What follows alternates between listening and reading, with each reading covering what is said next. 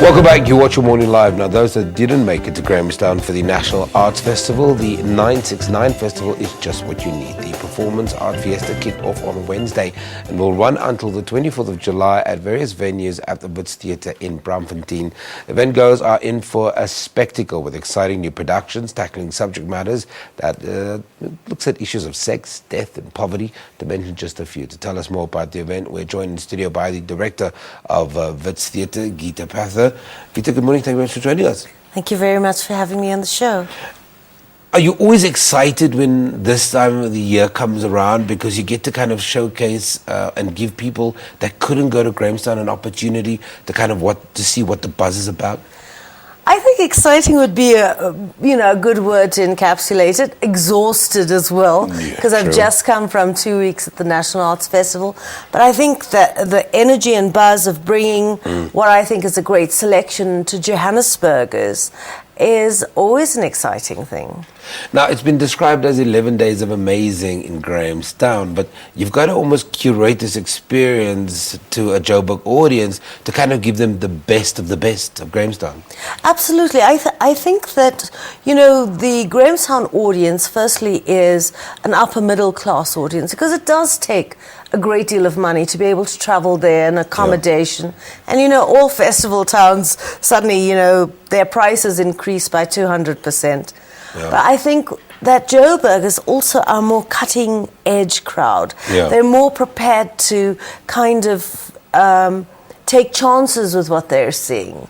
And, I suppose because I live here, I think their diversity and their tastes in theatre are far more sophisticated. And that, in fact, informs how I curate this festival. In its 12th edition... Actually 13th. In its 13th edition. Lebo, the other day, when she was coming from Grahamstown, we're talking about some of the innovations that were happening at Grahamstown as well, and some of the interesting new performance pieces. How do you keep 969 purely when you curate it for a Johannesburg experience, or do you consider some of the innovations that's happening there that you go, wow, this nobody's heard of, but I think this could work here? Yeah. I think, Joburg is the heart of the theatre industry in South Africa. Of course, Durban and Cape Town are prolific, but actually the major talent, the writers, the directors, the actors, live and work in Johannesburg. And so if there is innovation happening, it's also emanating from here. But I do try to include plays from Durban and from Cape Town. So this year we've got Mike van Graan's latest play, which is hilarious, satire about everything from the Guptas to Nkandla to, the SABC, all called in Pay Back the Curry. And it's actually playing today and tomorrow. So politics, arts, innovation, I think new themes. Yeah. And I think the arts reflect the current issues, what people are preoccupied with, and it begins to manifest in what they do. And I'm hopeful that there will be something for everyone. So you mentioned Pay Back the Curry. What else have you brought from Grahamstown? Well, Secret Ballot, while we're on a political theme, I think with elections coming up, artists are also preoccupied with having their voices heard, and their voices are indicative of a larger voice. So Secret Ballot, which was done 2 years ago with the fantastic Tony Miyambo, we can't put a foot wrong. He was in Kafka's Ape and Cenotaph of Dan Wamariri, and it's about power and the current situation.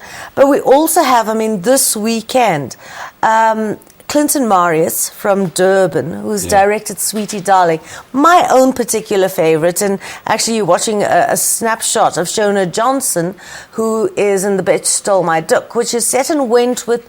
So I think all theatre, no matter how community specific, speaks to a general South Africanness. So the lineup, there's Unveiled, for example, which is almost sold out, and so is Pay Back the Curry. Unveiled is about Islamophobia, and given the attacks that happened last night, speaks to what happened after 9/11 and how we demonize the other. And it talks about the experience of 5 Muslim women in America post 9/11 and their experiences of their religion and how they're perceived by a broader American population. I think it has echoes for all of us. You know, when we live in South Africa, we live, you know, so close to people from all over the continent, all over the world. And I think it'll make us think about how we view diversity and whether we embrace it or not. Very quickly, what was the formula for the 13th edition? What did you put down on paper to say, what am I striving as a holistic experience for the festival goer? I think I wanted music. I mean, there's an amazing Brahms program by the Wits Trio that had standing ovations. There's dance.